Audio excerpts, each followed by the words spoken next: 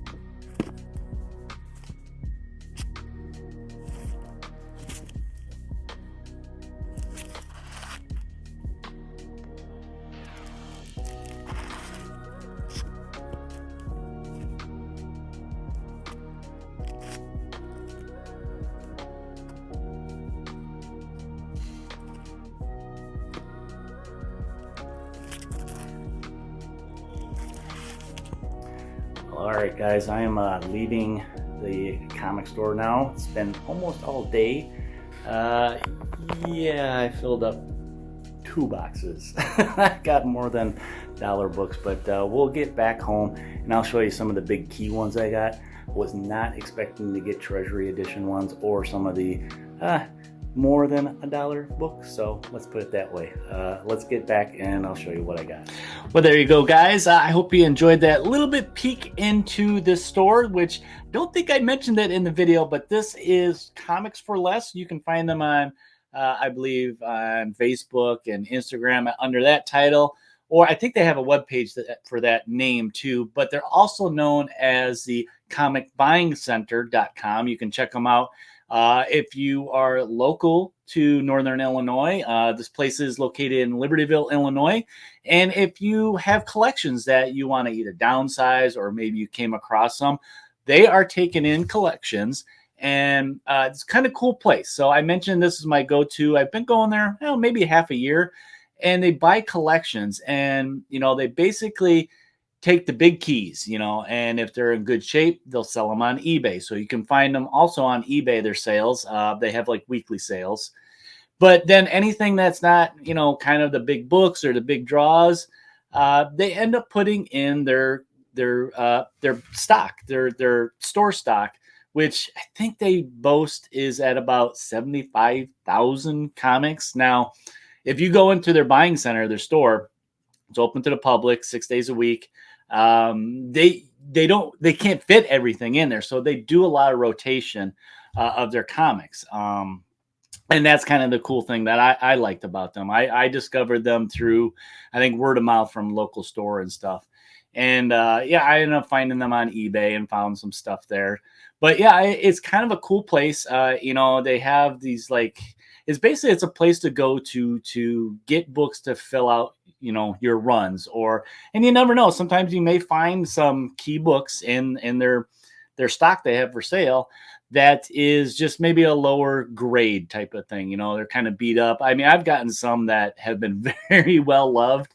And as you saw in the video, I filled up 2 boxes, And I actually got it down to one box. But yeah, I love going to this place. This is their new facility. The video that I'm showing was the first time I went to the new facility. But yeah, every month they restock with like 10,000 comics is what they say. And, you know, they rotate them.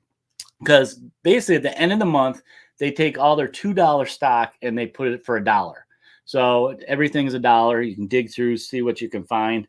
And what I also like is the very last day of the month, they donate 100% of the proceeds, the sales that they make, to the local. It is the AEAR. It's the Animal Education and Animal Rescue, you know, organization that's local in the area. And yeah, it's kind of cool. The new facility, like I said, they have, you know, the basic $2 bins, which is for the most part what you see in the video. And in the month they changed them over to $1. But since they went to the new facility, they've expanded their trades and graphic novels. They actually carry videos, DVDs, and Blu-ray now. Let's see what else. I wrote down a bunch of stuff.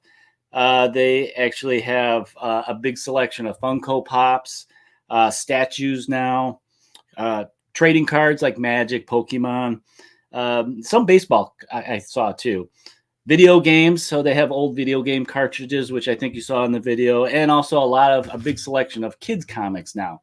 So yeah, it's kind of cool. The new facility, they were able to expand a little bit, and actually they have a higher end room, which is kind of cool too. I partaked in a little bit of that, where it's from $5 and up. So I mean, I saw stuff ranging from $5 to $20, and then on the wall, as you saw, they actually had some higher end books, some wall books basically. So, but that's just a rundown. If you guys want to check out Comics for Less on Facebook, or you can find that also on the web. They have a website for that, and then they have a nicer web page for Comic Buying Center, which you can find out information about, you know, selling collections too. So.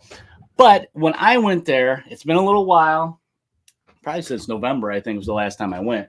Yeah, I filled this big old box, and I picked out a bunch that I got that I wanted to show you guys. But what I'm going to do, since I have these big old stacks, don't worry, I'm not showing all of these. That would take forever. That would make a long, long video. I'm going to do something a little bit different with the camera, and I'm going to go down so we can get real close to the comics. And some of the ones, basically what I did is I picked out some of my favorite pickups that I got from here, and I'll show those ones off. And then in the background, what I thought I'd do is I'll feature the ones that didn't quite make the cut, so you can kind of get a variety of what I picked up. So let's go ahead and go down without further ado and show you what I picked up at Comics for Less. Okay, guys, so I'm trying something a little bit different here. I got some of the didn't quite make the cut for my favorites in my pickups in the background. And what I'm going to do is I'll actually go ahead and change these out a little bit with the big stack that I got. But I'll get into it here and try to go as fast as I can and not ramble on too much. But the first one that stood out to me as one of my favorites was this one right here. Now, I never seen this one. This is 2099 limited, and this is actually a Hero Premiere Edition number 7. This came out in 1994, and what it is it was put out by Warrior Publications, and it was a preview of the 2099 comics coming out that month. And inside this, I'll show you guys real quick. See, it's a bunch of black and white, almost like the proofs, which is kind of cool. And what this was, so let's see, they previewed in here a couple things. X-Men number 1, Doom 99, 2099 number 10, Punisher number 9, Ravage number 11, Spider-Man number 12, and Ultimate 2099 number 2. So that's basically what this was. I tried to find some more information about it. I think this was like a little freebie that came with this Hero Premiere Edition magazine. But yeah, there's a list of all the ones they previewed in here. So it's kind of just different pickup. A lot of times that's what I do when I do these dollar dives is I pick up something that's a little bit different. Keep moving. So next up, I've been trying to find this one for a while. This is the Adolescent Radioactive Black Belt Hamsters #1. And this by Eclipse Comics from 1988. Now, this is actually a second print. I found this. I was super excited because it wasn't that long ago. I found #3, I think it was. But this is written by Don Chin, and Parsonavich was the artist on this. And what the big key for this is that this was the first parody of the Teenage Mutant Ninja Turtles. So I was pretty excited to have this. I'll keep looking for a first print, but it might be kind of hard. I think, it was 88, low print runs. So we'll see what I can find. Next up is, I already have this, but I wanted a nicer copy. Mine's got a little bit of wave to it, but this is #1 of Cable Volume 2. Came out 2008 with, this was written by Dwayne Sowinski. I'm probably butchering the writer's name. And the cover art was Ariel Alvati. Probably butchering that one also. But the big key for this one is this is when they first introduce Hope. So this is Cable finding the orphan Hope, raising her as his own. Hope later on in the series becomes an adult, and yada, yada, yada. So yeah, I just wanted a new copy of this one, and for $1, how can you say no? Okay, next up here we have a Daredevil 170. This came out in 1981, written and art by Frank Miller. Now, this is the first appearance of Kingpin in Daredevil. So, a reader copy, it's probably like a 3.0. It's pretty rough. I'm going to try and clean it. Part of my getting this is because I want to practice cleaning and pressing. I did just get a heat press, so I'm going to, do some experimenting with that. But yeah, it's a key book. I can always upgrade. I was kind of excited to get this just to read it. It's early Frank Miller. Next up, I got this one just because of the cover. It's a cool cover. It's Dead Man. And this, I like the red. The red popped out to me. This was from Volume 3, 2002, #4 of Dead Man series. And the art is what got me. It's Mike Mignola. Pretty big fan of his. I like his art style. I know he did a lot of the kind of the darker characters, but whenever I see him, I like picking them up. So yeah, that was the whole motivation of this. It was the art and the bright red. Okay, we're going to keep going. All right, so I am a Kirby fan. I like his style. He's one of the original OG guys. And this particular one, I picked it out. I did pick up all the other Demon issues there for $1, which I couldn't believe. And yeah, all I need is #1. So this one is #7 from 1973, written and art by Jack Kirby. And this is the first appearance of this character right here, Clarion, the Witch Boy. So yeah, I have to read through and see what his story is. I know he pops up in later in the series. It wasn't a very long series, so always good to get all these. And I mean, they're okay copies. Another chance for me to try and press and improve them. Next up, we have Defenders #52, and I almost forgot to change out some of the background, so I have to remember that. 52 came out in 1977. Art's by Keith Griffin. I really love the art on this cover, pitting the Hulk and Namor, Submariner. Classic battle right there.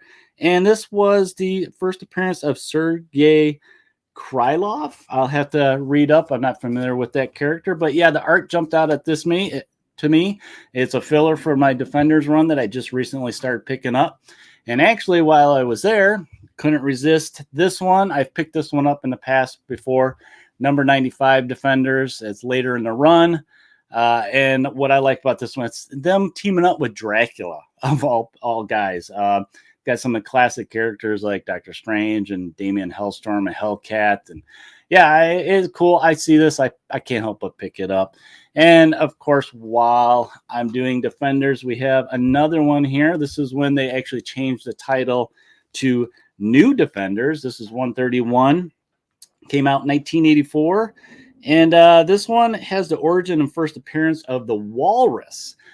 Big part of the reason I picked this up, look at these guys. Got my classic X-Men here. Angel, Beast, and Iceman. Yeah, this... I think I have all of the New Defenders now. It ran up to 152, I believe. So I just have to finish my runs for the original run of Defenders. I think under 30 is what I got to finish off. So, but let's keep going. Okay, a little change up in the background there. And we're going to continue with a G.I. Joe number 20 from 1983. Not a huge significance of this. This is the cover's John Byrne, which is something I didn't know in the past. And what makes this so big and important to me is not a key or anything, but this is probably one of the first comic books that I bought back in the day, 1983. I was a kid. I actually still have this original number 20 that I bought way back when. And this one is more or less just an upgrade because the one that I have is like literally probably falling apart. I don't remember if the cover's still attached, but I used to put this in my backpack. I loved it. But yeah, so this was more or less the nostalgia. Let's get a nice copy of this one. And keeping in theme with some G.I. Joe, I couldn't resist this cover. Cool cover with the dreadnoughts. This is number 51 from 1986. Larry Hama, Rod Willingham, and this is a first appearance of Xandar, Thunder, Tollbooth, Thrasher, and Cross Country. And like I said, it's the cover. It's the covers that always get me with these. I was a fan of these guys, the Dreadnoughts, back in the day. I used to have this vehicle. I don't think I still have it. It might be in a tub downstairs in the basement. We'll have to see if I can find it, though. All right, keeping going here with Ghost Rider Volume 2. I'm chipping away at this. And this is number 50, which was a double-sized issue. I think I have like 14 issues of this left from Volume 2. And this is, the key is the death of Roxanne Simpson. And I thought this was neat. So number 50 of anniversary issue, kind of a typical 90s thing here is it is a cutout. And they got this cool cover in there. Yeah, I actually don't remember them doing this. But, I mean, it's 1994. I think I was just getting out of collecting comics. So I totally missed this one. But, yeah, that's number 50. Okay, this title, it's started by Jack Kirby. I got a bunch of them when I was there. This is actually the last issue of Commandy. And this was... written and drawn by Jim Starlin, who actually did this one in the background here too. This is number 59 that came out in 1978. And I think what it is they kind of were ending Commandy's story, and then they wanted to focus on OMAC a little bit. I'm not sure. I think I have a trade of OMAC. I'll have to read it, see if it connects up at all. But yeah, this was the last issue in the series. I'm still working on this series. I found most of these. I found a big chunk of these this weekend that I got these. This was the one that I wanted to feature. So they may pop up some of them in the background here. Okay, next up we have number 27 of Luke Cage Power Man. This one is, I got this mainly for the art. It's George Perez. I don't have any Power Man. I have the first issue where it's Power Man and Iron Fist. But yeah, I never got any of these. I'm debating if I want to start picking them up because I do like the classic art. I like the classic villains that they feature in the book. And this one just kind of jumped out at me as kind of cool. So yeah, that's Luke Cage Power Man number 27 from 1975. I don't think I said that. Okay, we have a couple of these. You may have saw me flip through these, but I've been picking these up as I see them here and there. Not super, tracking them down, but Marvel Team Up, Spider-Man, and Werewolf is this one. It's number 93 from 1980. And this is the first appearance of Danson Macabre. I think that's this villain. I have to read this one yet. But I like this art. I don't know if this is Carmine Infantino, I think, did the cover of this one, but it really jumped out to me, so I had to get it. And then along this one, close to it was this one, number 135, Spider-Man and Kitty Pryde. So you guys know me, I like my X-Men. Had to get this one with its old Kitty Pryde too, Ariel. This one came out in 1983, so had to pick that one up for the collection. And there's a couple more, but these were the two I wanted to feature for you guys. This one just popped up as I was thumbing through some of the boxes. Secret Origins starring Firestorm, the Nuclear Man, number 4. This came out in 1986, and the cover is Al Milgrom. I'm a fan of his stuff. And yeah, these Secret Origin ones, this is actually the only one I have. It's in pretty decent shape. I'll probably put it with my Firestorms that I've been picking up. But it goes through his origin. This series, Secret Origins, they go through all the origins of the DC characters that they feature. So I thought this was a pretty cool pickup. And just the fact that Al Milgrom did the cover, worth picking up for $1. All right, next up we have Secret Wars 2, and this is number 5 in the limited series. And this is Jim Shooter was the writer, and Al Milgrom again did the cover on this. This is from 1985, and this is actually the first appearance of Boom Boom from the X-Men. This one is a real rough copy. I think it was just days after I bought this. I've been looking for this for a while, and I found another copy in my local store. It was a couple bucks, but it was much nicer shape. And I was like, ugh, but I ended up not getting it. I'll get it later. I just got it. So I'm happy I'll stick with this one. Okay, this one I got for some experimenting with the press and cleaning and all that stuff. But this is Spooky's Haunted House. This is number 11 from 1974. This is Harvey Comics that did this. So this is in the world of Casper, and here's all the other characters, Spooky and was that Dolly and Ghost Trio and Wendy the Witch was in there. But yeah, I picked this up. It's various stories in here in the Casper world. They don't really have an artist or a writer listed because it's basically it's like the cartoon. So I got this just to see what kind of cleaning I can do, learn techniques and stuff like that. And yeah, it was $1, right? So always good to just try these ones when you're learning to clean and press. So these Submariner, I'm always picking up when I come across them. This is number 62 from 1973, written by Steve Gerber. And I bought this mainly because of Namor's cousin Nita is in here. Her first appearance is in number 50. That's one I'm trying to find. I don't have too many of Submariner, so like I said, I pick them up when I see them. I got, I think, 9 now.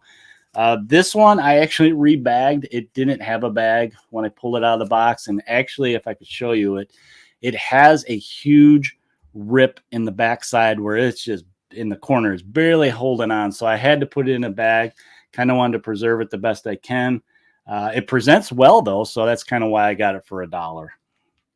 Now, this next one I featured on Instagram not that long ago on a Mutant Monday, and this is a What If issue. It's a little rough. I'll want to probably upgrade eventually, but this is number 27 of What If from 1981, and the X-Men are asking, what if the Phoenix had not died? Now, it's written by Mary Jo Duffy, cover by Bruce Patterson, and this is just basically... I like the old What If series. Now we got, the infinite realities and the multiverse and stuff, but this was way before that. And this is just downright brutal. If you guys have not read this, the Phoenix not dying, her still has the power, and just how it progresses, it gets worse and worse and worse and worse. I'll tell you that. But very cool read. If you guys see this for $1, like I did, pick it up. See if you like it. If you want to upgrade, you can always upgrade it later. And then another one I couldn't believe I found, and this is number 1 from 1982. It's a Marvel and DC present Uncanny X-Men and the New Teen Titans. This is written by Chris Claremont, and art is by Walt Simonson. Now, I also did feature this one just recently on Instagram, that you guys can check it out there. Because I show the back cover. It's got Darkseid on it. And this is supposedly the first appearance of Sourcewall. I don't remember who that is. I'll have to read it, I guess, and remember.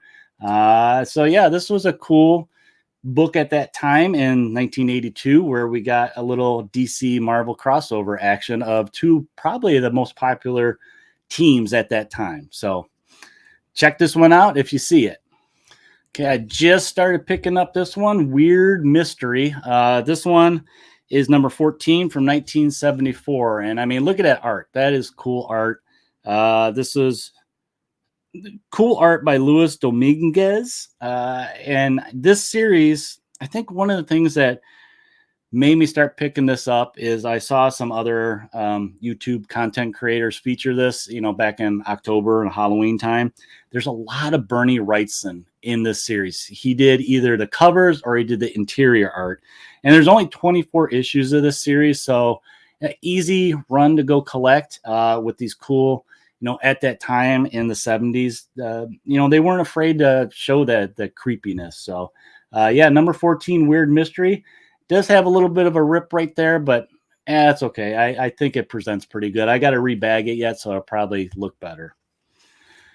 Okay, and then this one is towards the end here. It is Western Gunfighters. I am not really a Western comic book guy, but I got this number 7 from 1972. It's got a couple different stories featuring the Ghost Rider, Apache Kid, Gunhawk in there. Ghost Rider is why I picked this up. They did change his name. This was Carter Slade as the Ghost Rider. I think it was Phantom Rider, if I remember right. Only reason I picked it up, I saw him on the cover. I grabbed it. I didn't realize that it was like a bunch of different stories in here, but I mean, good classic.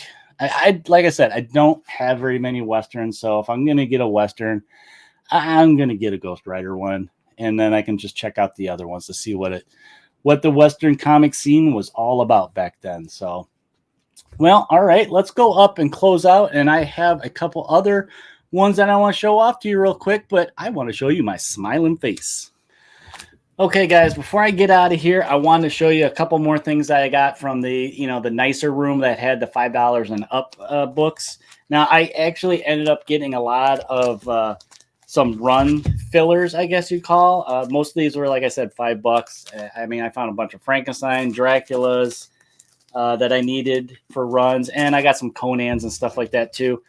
But yeah, and I just real quick want to show you off. I picked out of the big old stack that I got some of the nicer ones that I got, and I wanted to show them off. So let's jump right into it. So I got this one. It's Conan King Size special issue. This is the annual from 1973 by Roy Thomas, and Barry Windsor Smith was the artist on this beauty. Yeah, I got this for like $5 in that room with some other Conans that I needed to trying to fill that run. I'm almost there. And then I grabbed, out of all the Frankensteins, I'll show you guys this one. Number 2. This is the first time we see Frankenstein's bride in the comic. This Mike Plug was the artist. Very cool art. Yeah, I think I got enough of the Frankenstein. I just need number 1 now to finish off that run. Very cool art. Now, this one, this was the only one I needed for the run, but I found New Mutants, number 26. This one was a little bit more than $5, but this is the first appearance of Legion. And yeah, this was the last one I needed to finish off the run. This is written by Chris Claremont. Bill Sienkiewicz is the artist. I think I'm getting better at saying his name. 1984 is when this one came out, so this finishes off the run. I actually am thinking about doing a video of me finishing some runs because all suddenly I've been finishing off runs. It's something I wanted to focus on this year. And then real quick, I got 3 Draculas, Tomb of Draculas here. We got number 35, very cool cover with Brother Voodoo on it. This one came out in 1975. Marv Wolfman is the writer on that. John Romita Sr., that's why I picked this one up. Very cool. And then we have number 45, Tomb of Dracula. It's a classic Blade cover. You can probably see how much I spent on this one. It's a little more than $5, but it's a Blade appearance. That's why. 1976, Gene Colan, Marv Wolfman are the creators. This is the first full Deacon Frost in it. And we have first Domani and first Team appearance of Church of the Damned. So yeah, this was a big key book that I needed. And it was priced well, I think. And then the last one, I ended up with 2 of these for some reason, but this is number 51, Tomb of Dracula, another Blade appearance. That's why I picked it up. Getting a bad glare on this one. Gene Colan, Marv Wolfman again, Blade cover. Yeah, somehow I got 2 copies of this. I guess I'll trade one of them, right? Okay, and then lastly, something new that they're featuring is the Treasury editions at that store. And I've never seen these in a while. I've been watching some on eBay and different selling places, but the shipping is what kills it on these. So I wanted to show you guys this one. I've been eyeballing this one for a while. It's number 11 in the Marvel Treasury edition, Fabulous Fantastic Four. And it's because of this guy right here, Dr. Doom. I've been wanting this for a while.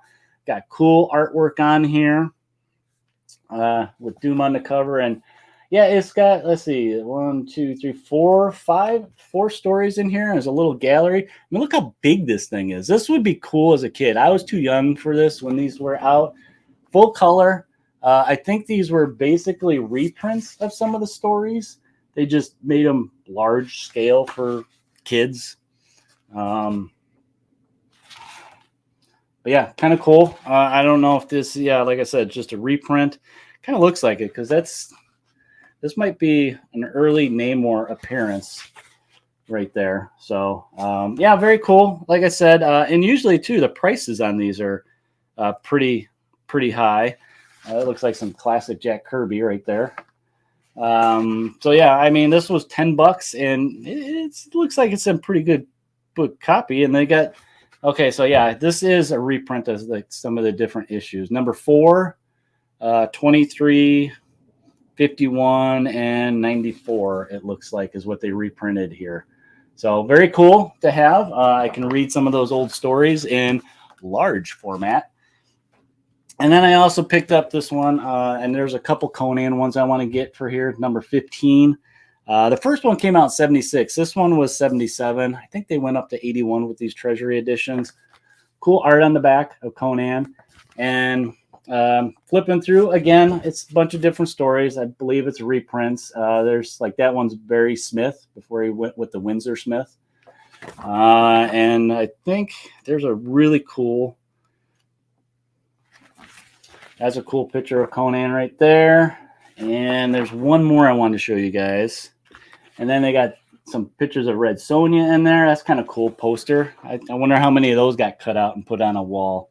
And this one I've seen a lot recently being used for her 50th birthday of Red Sonja. But yeah, it's kind of cool. Like I said, there's a couple other Conan ones that I want to get that I don't know if they're all color. I think some of them might be black and white. But then look at this. That's kind of cool. They put this in there. It's a big map. So yeah, I'm going to get some more of these Treasury ones. It's like I said, $10. That's pretty cheap. It's in good shape. It's not beat to heck. It's a reader copy, I guess. Well, guys, that's all I got for you today for this comic haul from Comics for Less and the Comic Buying Center in Libertyville, Illinois. If you're in Northern Illinois and want to stop in and check out the place, check them out online. See what their hours are. I think they're open till 6 at night, 6 days a week.